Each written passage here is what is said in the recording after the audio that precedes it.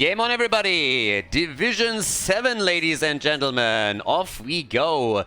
Yeah, once again, we are sitting in Division 7 here. A little bit of action as we are going into the lowest league, the lowest division of Heroes Lounge. .gg. On the left side, the Bacon Landlords with Aramork on Tyrael. We got Bacon Soccer on Reyna. Mikazor on Medivh. We're currently looking at, yeah, Dragosh on Sylvanas and Hinata on Alexstrasza. And on the right side of the map, Ravenclaw Reboot with Polskone on Imperius, Alexander on Ana, Malefica on ETC, James on Liming, and Matt on Greymane. Alright, ready for a little bit of action over here. Again, everybody that currently watches this for the first time, as we apparently have a heavily pinged attack towards the bottom wall. Everybody that watches Division... Wait, what? I guess that's one way to start the game up. Fuck the towers, let's go straight for the fort. That doesn't seem to work out at all, though. The red team is there way too quickly, and it looks more and more like these boys in blue are gonna have a bit of a problem here. It was a nice idea with Medivh to simply rush away, but at the end of all of this, they did a little bit of damage and then instantly lost Jimmy. But again, good start into all of this, so we're starting it off with the with the Division 7 tactics, as you can tell. And that brings me back to my intro, so everybody that watches Division 7 for the first time, this is not really where you can expect the highest level of gameplay. These are all players that are on average between bronze and gold, the occasional plat being sprinkled into it, but again, on average, it's like a bronze to gold setup that we see from those teams. Depends a bit, of course, if it's like a top Division 7 team or a Division 7 team that is more so situated at the bottom of the standings. But suffice it to say that we will see a lot of YOLO moves like the one that we just observed at the bottom of the map, and some very interesting decision-making in terms of talent picks, in terms of team compositions, and so much more. So that's something that we will probably see regularly right now. So all the players on board, by the way, have also been made fun of a little bit, and we're going to have quite a bit of fun with this one. But of course, the idea is also to talk a little bit about what's been done wrong, what could be done differently. Occasionally at least. So there is all good fun and humor in here, and if you are someone that is easily offended on behalf of other people, probably a video that you should skip. Not really the one that you're looking for then. Already we're setting things up apparently with Throneferret on level 4. Still curious to see what Liming is going to play in terms of her build. Normally, of course, it's all about Calamity on level 7, but when you go down into the salt mines, so to say, the builds can oftentimes deviate a little bit away from the norm, and that's where things get kind of scary. I mean, we got actually grenade build for Ana right now. When it comes to Sylvanas, is still level 1 stacking. Imperius going down in the middle, as Medivh is playing around the portals again, actually with the mage armor even now on level 4 after he started things off with the portal mastery. Going to keep our eye on him to see if he can complete his baseline talent and can manage that. And Jimmy is going for the stacks. That's also something that you don't really see all that often these days anymore. Actually, you pretty much never see Jimmy going for the stacking talent outside of Brawls, because it's a pretty bad talent if you compare it to Exterminator and even to Ace in the Hole, after Blizzard tinkered with those talents around a little bit during the past 4-5 patches, I want to say. So, yeah, kind of interesting. I mean, again, you get the dings, of course, and if it's all about just dinging it up a little bit, then it might be the talent for you, but outside of that, it's definitely not the one that gives it the most value. Bacon Soccer himself with a good penetrating round, keeping himself alive here, keeping ETC at bay, and the red team is going straight up to the top. Problem is that at the bottom of the map, the Sylvanas setup is here, and Sylvanas is attacking the fort, and they might actually go for Greymane here too. The entire team is pretty much rotating down, and Greymane alone will not be able to stop this, especially now that Aramork is coming in from the side with his Tyrael too. So they are going to take that fort down if nobody else rotates, and I'm not even sure if ETC, as the only one to rotate with the team, is going to be enough to help Greymane to stop this, because that's still a 4 versus 2 setup that we see down here. And then it becomes a question of how much damage can be done at the top side. They're even trying to go for the kill now against ETC, and that's an easy kill. Or it should... What? Why did you let him live? They could have gotten a double kill over here, but instead they moved away from it. Top side with 23 stacks already taken. It seems like the Ravenclaw reboot setup will at least grab the Punisher. We have indeed, by the way, the full setup here with Zeiss Vengeance on level 7, so no Calamity. That's already a big blunder. Again, Calamity build gives you an extra damage opportunity and is just absolutely fantastic, especially after you grab your level 13 talent. But in this case, if people on the opponent's side cannot dodge orbs, then you might actually get something out of this. Generally speaking, though, not a talent you want to go for. If you pick Li Ming, learn how to play with Calamity. If you don't, then you kind of can already pick a different mage. A lot of her power lies in the level 7 talent choice, and letting that slide is something that doesn't really help you in the long run when you want to get better at the game and be successful here. Jimmy also on level 7 now with the unstable compound after he went into the sustaining rounds. Another talent you don't want to pick. Sustaining rounds, it's really all about the fight or flight on level 4. So that's a talent that you don't really want to get accustomed to too quickly. Trust your healer and communicate with them, but that's not what we're seeing here. The position is still taken, but of course the big question is still how much damage can you do with the Punisher? The opponent already took a fort down at the bottom of the map, and if the red team is not able to get enough done here, then that's a problem. It's a big problem. Sylvanas is already on the way down to the bottom, and again, they didn't bait the Punisher over the wall. The wall already falling here, and that bad boy is starting to do a bit more damage than he is supposed to. You always want to bait that thing over the wall. I went over it 100,000 times in videos. I think we can skip it today. On how to do that. 2 kills against 1 so far, so at least the red team is taking the lead when it comes to the kill count. Sylvanas is taking camps at the bottom of the map. She has a PhD in PvE and is putting it to good use right now. ETC with a slide though, and that could be a follow-up. They're going for Jimmy again, and Bacon Soccer is down. Pretty easy kill right there, easily done. And now, of course, the move over here into the middle straight away, trying to take another camp as the Punisher is already knocking onto the top. And I have to stress this again, this is still on the new patch, on the newest patch version, with the changes on the towers, and the fact alone that they were able to take with the first Punisher the top fort and even do damage to this is insane. That's absolutely insane. And there's multiple reasons as to why that happened. First of all, no baiting of the Punisher over the wall to have an easier defense setup. Second of all, Jimmy not going into Exterminator, which is after those patches on the level 1 talent for Reyna, the standard these days. That would have helped a lot with this. And they really need to make these adjustments in the future if they want to be able to deal with all of this a little bit better. Especially since you can already tell that Jimmy is having some serious trouble getting solid stacks together on his level 1 talent.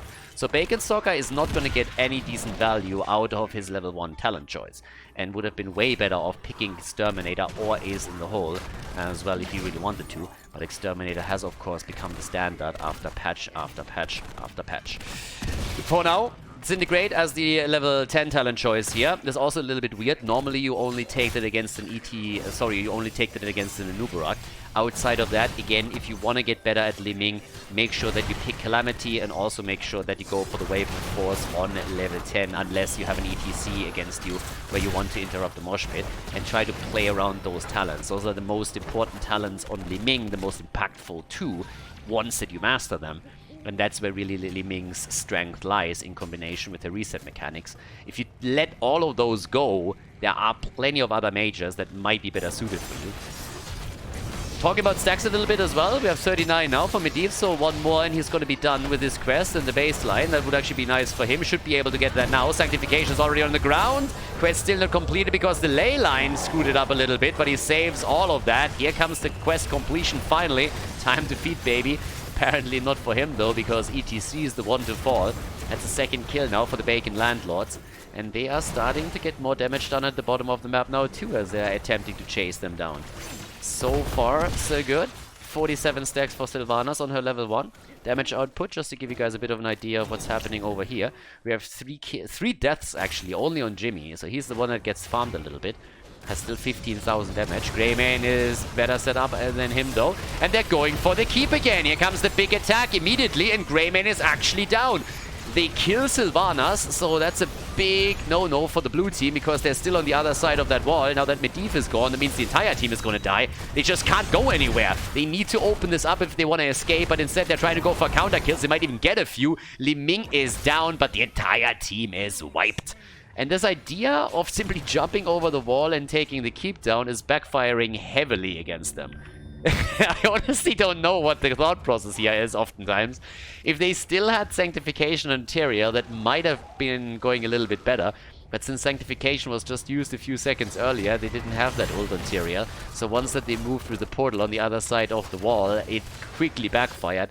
And it was a huge problem here.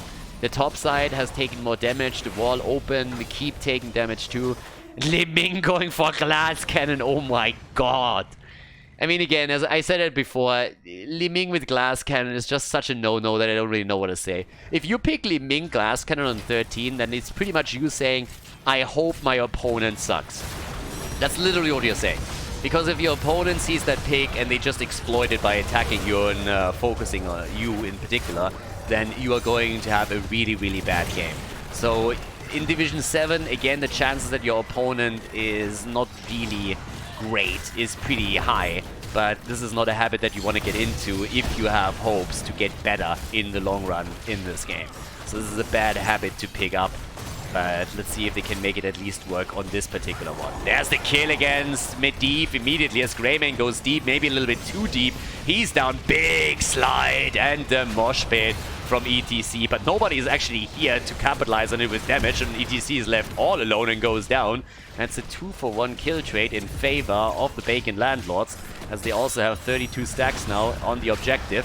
They still keep running into that Liming damage though, as James is getting one combo off after another, but here comes the kill with the auto attacks. A quick annihilation of Jimmy though, but with 36 stacks already accumulated, there isn't really any doubt anymore who is going to claim the next Punisher here. Arcane Punisher is in the game now, is going to move down through the bottom of the map and try to rotate through here. We have level 14 versus level 14 on the board with 7 kills against 10. And on the damage output, 32,000 for Liming, 28,000 for Jimmy, who has 5 deaths by now. The only hero that hasn't died yet is, as so often, Ana. So Ana is still ready here. And here comes the attack. Sylvanas needs, of course, to shut down the structures here, which she already does. It's going to be important for the keep too. Making the play. Oh, she jumps in aggressively, baby. You are a little bit too far out there. Even with the shield of Medivh, she doesn't stand a chance. The ley line comes too late to save her. And that means that this keep might actually survive. Yes, Imperius with his ult. There goes the kill against Tyrael. And even with the explosion, it seems the keep is still going to be in play. And up at the top, it's a little bit of a different story, because over here, the continuous push through these minion waves is starting to take down the hit points on this keep severely. So despite the fact that they win the objective and have a big push going through the bottom of the map, the Bacon Landlords are the one that lose more ground in that encounter, because their top keep is now pretty low. And they're also behind in kills, of course, which means that the opponent has a lead in experience that translates into a talent advantage on level 16 now, which completes the orb build of Liming, which in and of itself is already horrible to see. But hey, also, here comes the jump. This Sylvanas is honestly really jumpy. I mean, quite literally. They're still making the play right now, and Sylvanas might survive against Greymane for a bit longer if she gets the cooldown back. Moves behind the wall that thankfully for her is still up. Medivh went down, but the counter kill against Ana now has finally died once at least as well. They're trying to make the play in again. ETC with a slide after Imperius already tried for the stun. Sylvanas 2 for out. She goes down to 16 versus 16 talents now on the board. And we have 14 kills against 8. Keep at the bottom of the map, fairly low. Keep up at the top, also taking tons of damage. By now we have on 16 for Alexstrasza, the Draconic Discipline, which is going to be great for her. Increasing the Dragon Queen duration is going to be fantastic for the Shrine fights that are there to come. And it's time for a few camps. A little bit early, actually. Not timing it around the objective, just trying to take it because it's up. Normally, you really want to time it around objectives on the map so that you get max value out of it. Here comes Greymane again as he's looking for the kill. Might actually get the one against Tyrael, but the Sanctification is in. The ley line is also already down, but Tyrael goes down. So does Medivh. The camp gets stolen away. And that's 16 kills against 8 now in favor of Ravenclaw Reboots. Yeah, they are doing fantastic at this point. Actually doing really well here, I gotta say. Now, top side. There's again the little setup here as the blue team is attempting to push the lane out. Now that the camp was stolen away from them, they have to, of course, deal with all of this and defend it. But this is a typical Division 7 game. I mean, seriously. So much chaos everywhere. The calls, weird to say the least. And kind of fun as well. Sylvana's YOLOing it hard. 29,000 damage for her. And everybody is running into Li Ming's orbs for some reason instead of just simply jumping on her and taking her down. They literally have not only Tyrael, who could try and put pressure on her, but also Medivh, who of course has the opportunity all the time to, with a portal, set something up against Li Ming. But yeah, he never really does that.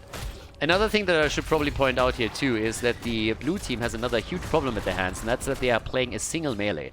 Now, playing a double tank setup, or at least a tank with an additional melee assassin, is the standard. We see a lot of triple melee setups too. If you, of course, go into Medivh as one of your characters, one of your heroes, then you normally still want to run a double melee setup, which they don't, and that makes it really difficult for Tyrael in particular to sustain them at the front line, which is part of the problem. The red team is just running over them, and there's nobody to stop them. The amount of CC that exists for the Landlords is tiny. They have not a lot here. They have a few tools available, but it's really not too much. And if you're going up against Imperius and ETC, they have so many stuns and such a good control that it's difficult to make anything happen if those two don't YOLO too hard. So if they bide their time and just wait for an opportunity, they will always find that. Or at least you would assume so. Big push at the top lane again. Just look, check the minimap. That keep is a goner. So the blue team is pretty much just attempting to go full on YOLO here. Already moving straight through. There's the kill against Tyrael though. The top keep has already fallen. We're 15 minutes into this first game in the best of 3 series. And things are starting to look quite dire for the Landlords. Ravenclaw Reboot is doing a ton of work here. Defending at the bot lane time and time again. Setting up the top with one camp after another and capitalizing on the catapult pressure. Core even losing some shields, thankfully for them. Not really scratching the core itself. The shields will regenerate. But now the next objective is spawning, and they are moving in right away for another Punisher, and it looks really good for them right now. Especially since we're already looking at level 20 at this point, and this is going to make things even more problematic. Here comes the ley line setup against Li Ming, and she actually might just get away here too, and yes, indeed she does. Okay, she went into Temporal Flux. Alright, Temporal Flux, Death Metal are now both in, and Greymane went for the Tooth and Claw. Okay, Temporal Flux on 20. Yeah, it's been a hot minute since I actually saw that talent. Okay, so with all this now, Sylvanas is apparently still trying to push this through the bottom of the map. I'm not quite sure why exactly the red team is not being more aggressive around the top lane. I think they were a bit afraid that the bottom keep would be pushed by Sylvanas, and they keep Imperius here for that. But in comes the tool, the level 10 on Jimmy. They're starting to make their way in over here towards the top. Good damage output though. And now really the opportunity for the red team to pour the nail into the coffin of the Landlords, because there's a level 20 advantage that they have. And they are just in general running the better setup for team fights. Sylvanas goes down already. Tyrael is under pressure. Likely gonna fall too. Jumps out just barely. ETC moves in. Bacon Soccer's about to die. And goes down as Mikasa is also getting eliminated here. Kill after kill after kill. That's a Punisher, but they can simply move through the top and end this game, honestly. Yeah, Greymane is now moving in too. Call has definitely been made, and should have been made too, because this is over. With 3 heroes down and only Tyrael and Alexstrasza remaining, unless you really massively fuck this up now, you are definitely going to claim victory in game number 1. So they're making their way onto the core. They need to make sure that Greymane has a chance. Shouldn't even play around with Tyrael here. I don't really know why he goes for the kill. He should go for the core right away, which is pretty much what he does now. And that is going to be the end in game number 1. The lead for Ravenclaw Reboot as they take the core down and lock in a victory in the first game of this best of 3 series in Division 7 of Heroes Lounge.gg.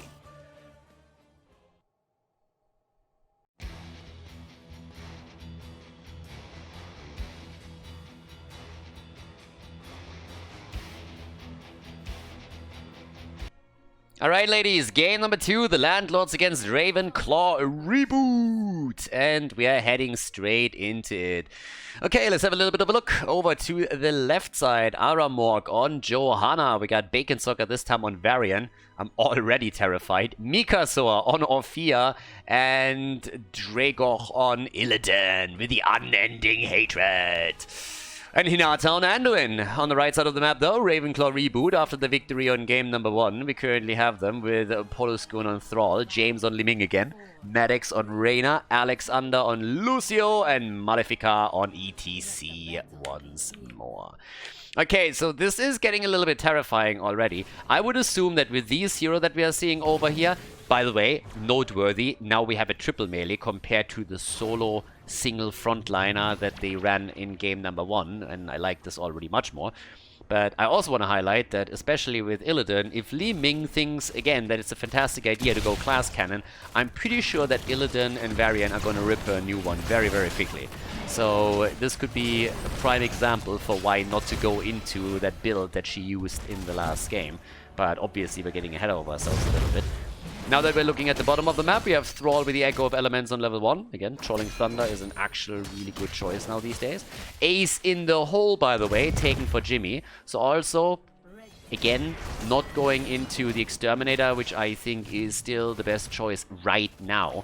Again, Blizzard changed those talents a lot. But with Ace in the hole, you can actually get a lot of value out of the talent too in those team fights. So that's definitely true. If you're looking for a little bit more of an oomph in team fights themselves, then Ace in the hole with a couple of slows provided by ETC, by Thrall and others can definitely help you out there. But of course it slows you down a little bit on setups like this one where you're trying to get your items. And we see both teams at the 1 minute mark moving straight into the turret camp, which is exactly what you should do with it.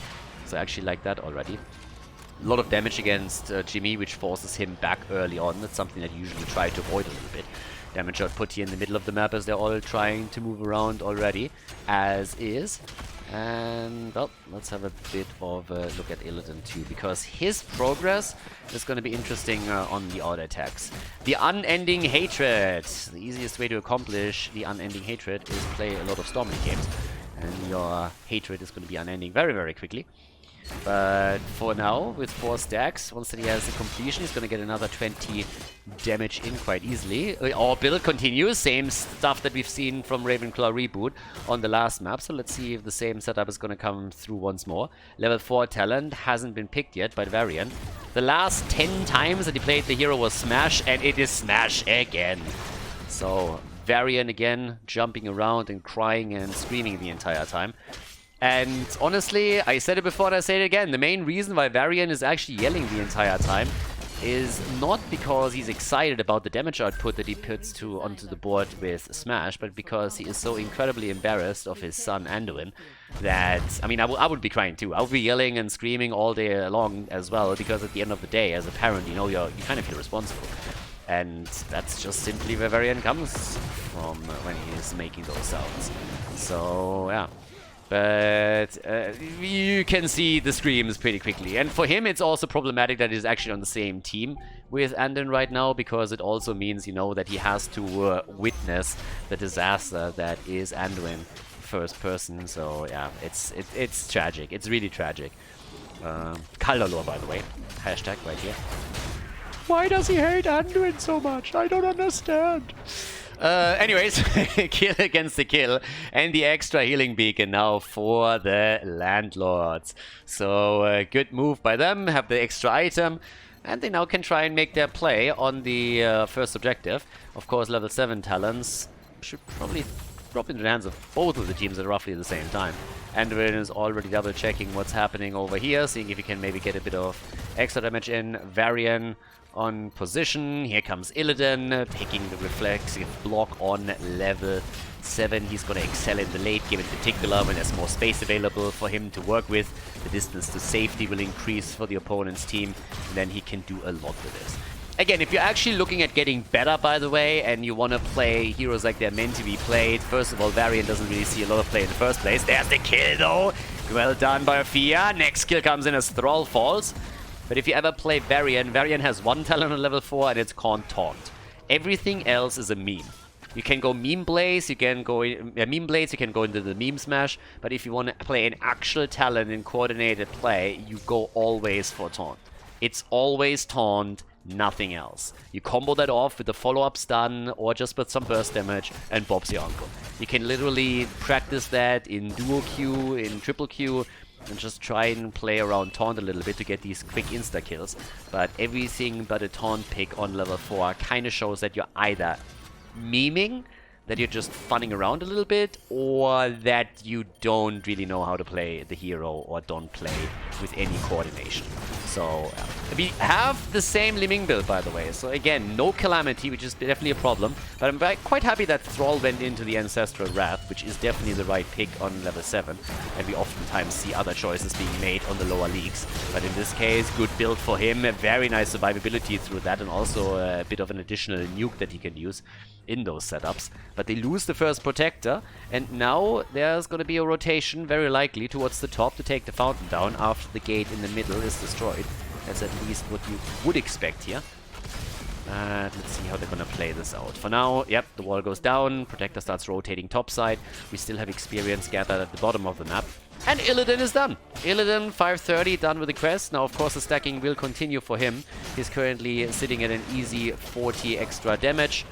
And yeah, we'll see how much further he can go with this. Up towards the top, that's where the main attack is currently kicking in. Yes, there we go. So he should try and take the fountain down. Bam! That one is already eliminated. That enhances your chances of actually winning the second objective because, well, you have a fountain on the left side here, and your opponent doesn't have that fallback option anymore, so that's a big deal, actually. The level 10 talents are in as well, and we got Metamorphosis. Not gonna lie, I expected Hunt. Gives you the pseudo global, and if Liming goes into the fantastic setup around Glass Cannon again, then Hunt is pretty much an insta-kill against her, especially since there's no reliable cleanse on the other side. I highly doubt that Lucio is going for the high 5. So there's that. Yeah, with that said, the level 10 abilities are in, and here comes Liming. First of all, Lucio, as expected, goes into the sound barrier. We also got the Disintegrate again. Down to the bottom of the map, Thrall is currently working on his quest. I mean, we are 6 minutes, 7 minutes in, and he's only at 12 stacks, despite the fact that he had free reign over the bot lane for quite a few waves now. So that's actually a little bit problematic. Polosco needs to make sure that in the future he gets that mechanic down a little bit better so that he can quickly stack that. At least after the first objective, you want to be able to rely on the second charge on your Chain Lightning, or you're going to run into problems sooner rather than later. As I said though, Trolling Thunder on level 1 is now an actual choice, and a very good choice too. So you might as well just make the pick over there instead. Illidan, very active at the bottom of the map, still holds on to the healing beacon, so that's kind of important for him too. 3 kills against 1 now in favor of the Landlords, as they're obviously fighting to get back into this series. They lost the first map, if they lose another one, and this Division 7 match ends in favor of a Ravenclaw reboot. But up towards the mid lane, Mikasor on Coffin Girl is still trying to dish out the damage here. And I mean, that Coffin is hitting hard.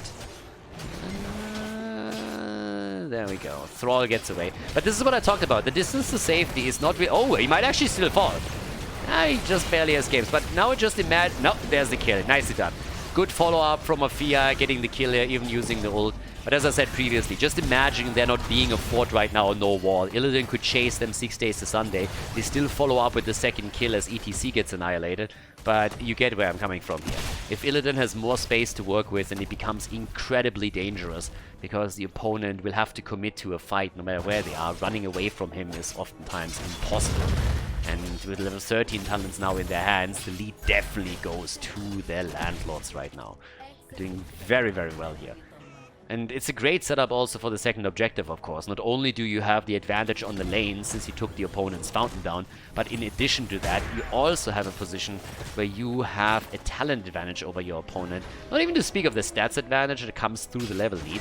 Illidan can easily rotate topside now, or destroy the wall. I mean, again, whatever you want. He can, for example, attempt to take the fountain down if they're willing to sacrifice a few percentage points on the checkpoint. That's definitely possible as well.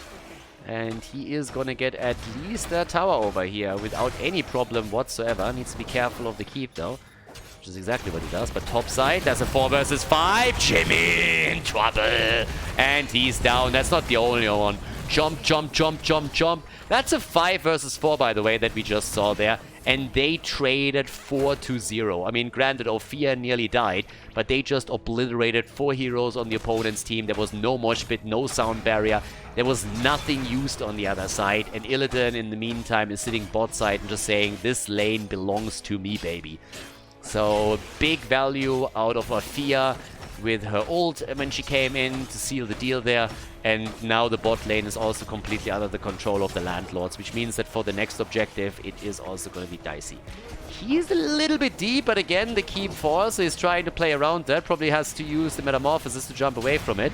Yeah, that's exactly what he has to do. But he gets out. Alright. So, with that, objective at the top is also going to be taken. Top fort is down. Middle fort has been destroyed. Actually, that's not true. Middle fort is still here. I thought that Mikasa was able to drop it completely, but that's not the case. So we nearly have a 3-level lead. And Li Ming actually commits to the glass cannon. I cannot believe it. They should really farm her at this point. You have so many heroes that have mobility where they can get onto her. James should just die this game over and over again now. I would be a bit shocked to see him actually survive this and get the damage output again. He's sitting at 25,000 and hasn't died once yet. But with Varian and Illidan on the other side, again, if you pick Glass Cannon, it's a statement that you hope your opponent is bad. That's all that it is. Glass Cannon is a statement where you say like, oh my god, hopefully my opponent doesn't know what they're doing. Yeah, there's a sound barrier, doesn't take ETC. Illidan is actually sitting in the middle of the map now, trying to get the additional fort, as the rest of the team is pushing topside now, trying to get some damage onto the keep itself here. But at least that protector gets burned down very, very quickly. Now there's the blessed shield, there's the follow-up, and what a beautiful ult again. Double kill, it's a triple, baby. Li Ming, Thrall, and Lucio all down. Illidan jumps in again, drops also a quick turret to draw the aggro of the keep. And of course, this is a foregone conclusion. This keep is gone. Yeah, they're even moving a little bit deeper. I don't think they're going to try and make a play for core because it's a bit too early in the game. And in 10 seconds, everybody else is going to be back. But they're actually making it. They're actually going for it. That's risky. It can work, though. If they get, especially if they get a kill here. But they're wasting a little bit of time. They're getting hit by those fists as well. But Illidan is going to do quite a little bit of work here. So they're starting to jump in. Gets hit again. They got the core down to 80%. They can finish this. But Illidan needs a little bit more time to make it happen, and they're starting to move away. ETC is missing the mosh pit, and with 68% on the core, they're moving their way out of the red team space. No problem thus far, though, so they're still fine. Illidan by now on 60, by the way, with the extra auto attack damage that he has, as you can see at the bottom left of your screen. Here comes the ult again, and they're just making... oh my god. They're just turning this into a graveyard up here. Yeah, Jimmy's trying to run away, and he might actually be able to escape. No, I'm just kidding. He dies too, and this is going to be the end of the game. We're going to get game number 3 in this series, as it seems. The Bacon Landlords are moving in to take Ravenclaw Reboot down with 17 kills to 1. A total stomp right there, as they're just absolutely crushing through the opponent's team. And don't leave them a chance at all. And that brings us into the final map of this best of 3 series in Division 7 of Heroes Lounge.gg.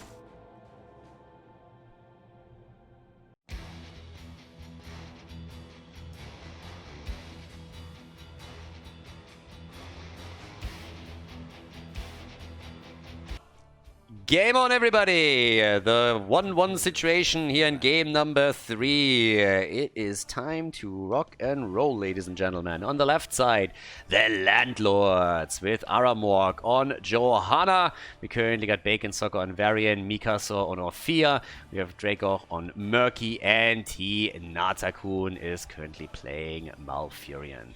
On the right side of the map, Ravenclaw Reboot with James on Chromie, Malefica on Anubarak, Alexander on Anna, Poloskun on Imperius, and Matt on Lunara. Alrighty, with that we're gonna go into the final map, and we have Murky action in the house. Okay, Murky and Varian, by the way, so still a triple melee. I'm gonna try and give him the frog over here. And let's see if this is going to work out for them or not. But yeah, I'm a little bit excited for this, I gotta say.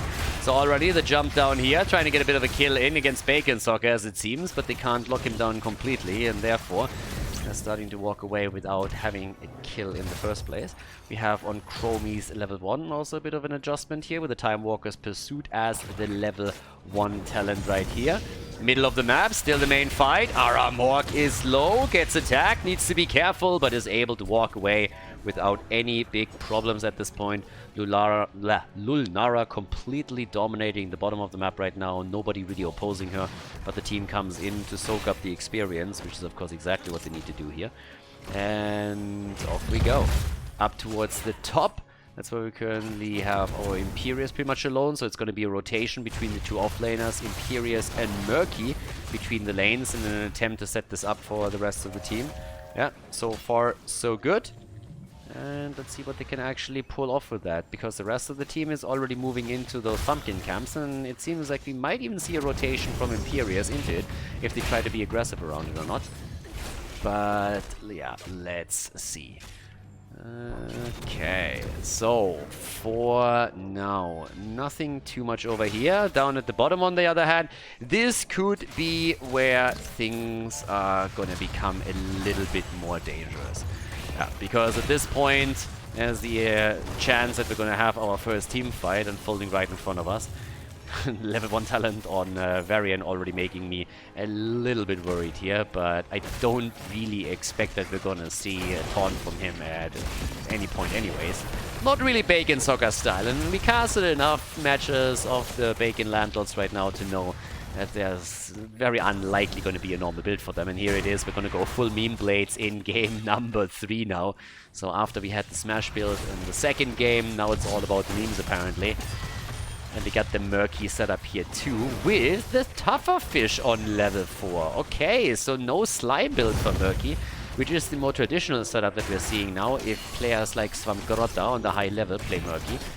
And it's always around the extra slime and the slime quest on level 4, but a bit of a different approach that we're seeing in this Division 7 game now. Push through the bottom of the map as they're trying to get a little bit of action going. Top side, this is where the fight is currently starting to sharpen up a little bit between Imperius and Murky, but since the triple altar phase has just been announced and is spawning soon on the map, we're going to likely still have a top left, top right exchange of altars, and then the fight for the third one at the bottom of the map. So that's exactly what we're waiting for right now. If Murky starts the channel, and indeed he does. So top left Murky, top right Imperius, and down here it seems like Bacon Soccer is going to be able to lock this one in. The rest of the team zones out, Ravenclaw reboot, no big problem. Shots are fired, and that is now 8 points down on the red team's core against the 4 that we have on the other hand. Okay, so with that now done, what else are we gonna get? We have currently on level 4 for Malfurion the Broccoli setup, so he can start stacking some damage on this one as well. And let's see what we're gonna get this one. Alrighty. I mean, again, not really. We're talking a lot about Division 7. It's low-level play, so you have Twin Blades. Generally speaking, if you're going up against the Twin Blade variant, stuns and CC in general just are your friend. You want to make sure that you just CC him properly and then get some damage onto him.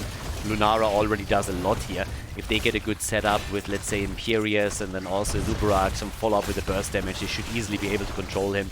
Coordination in these cases is the tool you want to use, but that's of course something that oftentimes is missing a little bit in Division 7. Too many Division 7 players, or just generally on the lower level, will simply use abilities because they are available and not hold an important cooldown back to, let's say, use ETC and provide some space for a teammate, or to just simply lock a target down when it comes in. So this is one of the things that lower level players have to learn most of the time, and then once that's the case and really try to coordinate with your teammates, sync the abilities up and get momentum out of that, then you will easily be able to deal with the Twin Blades variant, especially if you run a setup that has CC. Now, since we're also going to, hopefully see Cocoon on the side of an Uberak, there's of course always the chance to simply Cocoon one of the targets out. For example, drop the Cocoon on Varian and then deal with him after the fact. Force a 4 versus 5 fight and then play around that. But here comes the setup again, and Imperius doesn't connect the stun, and now he's starting to be in a bit of trouble here. And Nubarak misses the stun as well, which allows Varian to easily walk away from this one. So that was 2 abilities that did not connect at all, which is definitely a bit of a problem. Exchange between bell towers, top left and top right. Lulnara needs to be careful, but Chromie with a kill against Ophia. Nicely played. Murky is coming in, wants to give him the fish here, but dies too. Can't really capitalize on it too much with additional, I don't know, stacking talents or anything. But the experience will add up over time, of course, as well. On the level 7, Slippery when wet. The talent for Murky as he comes in with this. Again, as I said previously, we don't see the traditional build with him just trying to go for his level 4 stacking in the level 7 follow-up. Normally it's all about the slime on the hero when you see him played on the higher level from players like Swamgoda, which doesn't really happen too often, but Swamgoda's Murky is a pretty mean Murky. We've seen it not only in Meta Madness, but even before that in the in-house tournament. Occasionally even banned out, because a lot of players are respecting him now for how annoying he can be with that hero. The level 10 abilities are gonna drop in a little bit quicker for the Landlords though. They have a slight lead at this point through the experience that they soaked. Didn't get a kill yet though. But here we go. Octograb is in. Yeah, Octograb with Orphea. That can be pretty dangerous right now. The Octograb Orphea setup. I don't really know why the red team is forcing a fight without level 10 abilities though. That's a huge problem. You don't want to force the fight if you do not have your level 10 ready. And that's exactly what they did. It was totally avoidable. And they just simply went in and said, YOLO! And got immediately punished for it. So Nubara goes down. That was an easy kill after Murky used Octograb and sacrificed his cooldown. The Eye of Horus gets taken now. I think the reason is mainly because on level 1, Ana was played and they never really nano boosted anything. So I feel at this point, they just decided, you know what, if you don't use the nano boost, then just go for Eye of Horus, that's fine.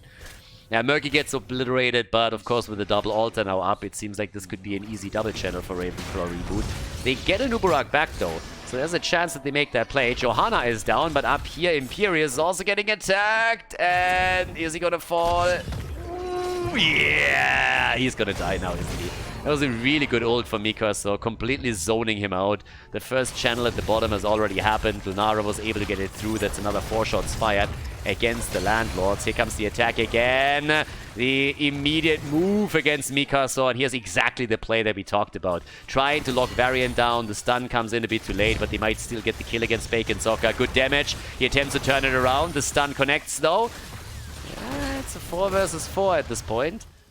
But Imperius is on the way back. Murky, of course, still being a nuisance, as usual. But the rest of the team is now moving in, which means mainly Imperius, because he's back to business. Damage output, to give you guys a bit of an idea, 26,000 now for Ophea, 31k for Chromie. Here comes the stun, the double setup, the damage! And Bacon Soga protected, by the way, but for how long, that's the bigger question. He's barely able to make it out here.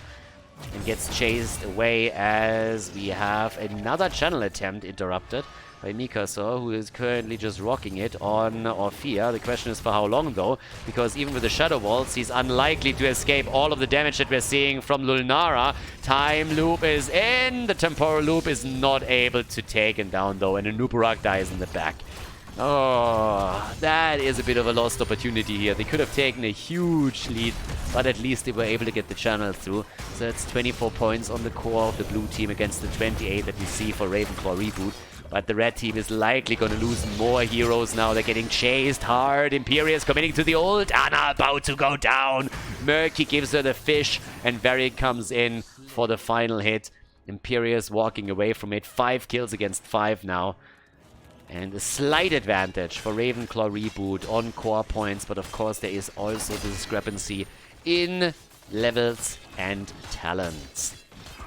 They are starting to struggle a bit, Ravenclaw reboot that is.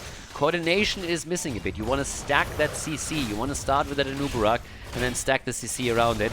In this case, the Cocoon trying to force the fight again. They're trying to go for Aramok. They might even be able to get the kill here, but it's again Mikasa who comes through the ult and absolutely murders Level 14 against level 12 now. The camp was stolen away too. And this could actually start to really get some momentum into the hands of the Landlords, as they are now moving down to the bottom of the map in an attempt to break the bell tower. Should actually be able to make that happen with those pumpkins if they move through the heroes, but instead they're not even escorting them in. Those are going to be offended against. Whoa, I didn't expect that. I really thought they would try to escort them into the structure. Instead they are more worried about their own camp up here. The problem is that simply taking camps for their sake doesn't really do anything. You kind of want to get value out of that, and they missed that opportunity.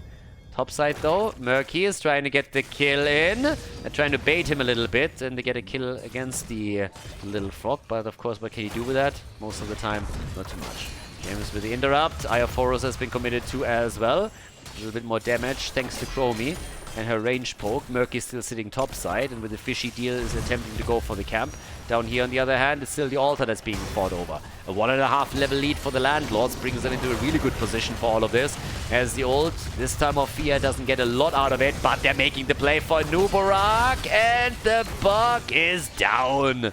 Imperius way deep against Malfurion at the same time. Lunara still trying to get some damage connected. It's even Talons, but that doesn't really help a whole lot if you don't have anything to sustain you at the front line. Imperius is down, Lunara is eliminated. At least Chromie gets a counter kill against Johanna, that's something. She still leads the numbers here. That's now 4 shots fired, and up at the top things are getting worse since this bell tower is soon going to be annihilated too. It's just a matter of time. They're already trying to make the play down here, and they get bell tower plus Anna. There's so much momentum in the hands of the Landlords now. We got 10 kills against 6, level 16 versus 14. That's of course an advantage in talents, which lead us into the fish oil. And talking about the fish and the frog, they are both at the top, taking another bell tower. Ooh, 6 bell towers against 2. That does not bode well for the red team at all, especially if an attack would focus now into the middle, where we have the final bell tower in play. So that's a huge problem. Now, of course, Ravenclaw Reboot is trying to reclaim at least one of the bell towers. They're focusing their attention down on the bottom of the map, but the defense is already there as the blue team is moving in and trying to zone them out here. But this is getting real spicy. With Johanna using her wave clear in the mid lane to put more pressure onto the bell tower mid side, the last one, this is another huge problem. If they get full on control here, the barrage would start. And Murky gets the solo kill topside against Imperius. Had to commit here, but that's of course bad news. And this is also not really looking too good. They go into the death zone. Leroy! And Mikasa gets the kills. Triple altar. Oh my god, guys, this is rough. If they take the bell tower in the middle, that could just be game. Murky is already working on it. If they get the bell tower and then the triple altar phase starts, this could actually be game right here. They're already starting to take a few of these camps, but this is absolutely nuts at this point. 3 altars up. Murky comes in with the wave, slimes it up. They're going to get this one for sure. If he has an Octograb ready, they could have gotten the kill. This is a disaster. They need to... The barrage starts. The barrage starts. This has to be game. I mean, at this point, this is 7 shots fired. Easy peasy. There's another 7 topside. There's a single one down at the bottom. But just look at the minimap and this massive barrage that comes in. Shot after shot gets fired.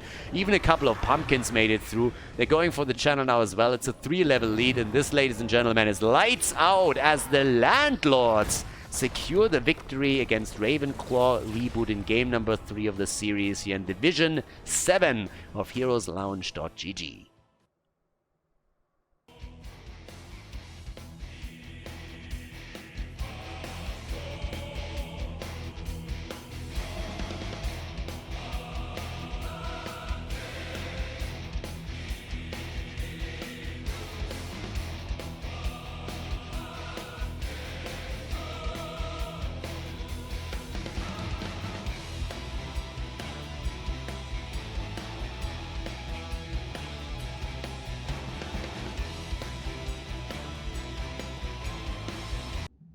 What's up, everybody? Now that Meta Madness is over, I hope that you enjoyed the show and all of the videos. the co-commentary with Quark and with Tim. But today I have to ask you for a favor once again. So a few months back already we had a partnership with Raid Shadow Legends, which was actually pretty awesome. So thank you everybody that helped out there.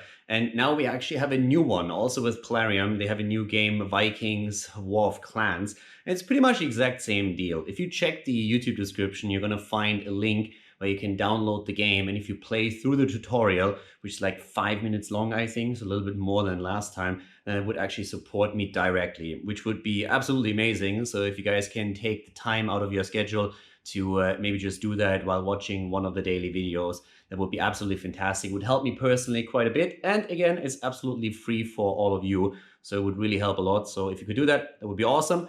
And of course, we're going to have a lot more stuff also coming up in the near future, especially now that we hit one of the Patreon goals. I'm already working on getting an interview series going again with Heroes of the Storm players, maybe a couple of Valorant players. We're looking more and more into that game. So there's a lot more content coming your way with, of course, also more Heroes of the Storm videos. But again, as I said, if you can take 5 minutes out of your schedule, check the link in the YouTube description. Would be very much appreciated if you could download the game, install it, play through the 5-minute tutorial. That would be absolutely great. So thanks in advance for everybody helping out here, and see you guys next time with more content on Khaldor TV. Have a good one. Bye-bye.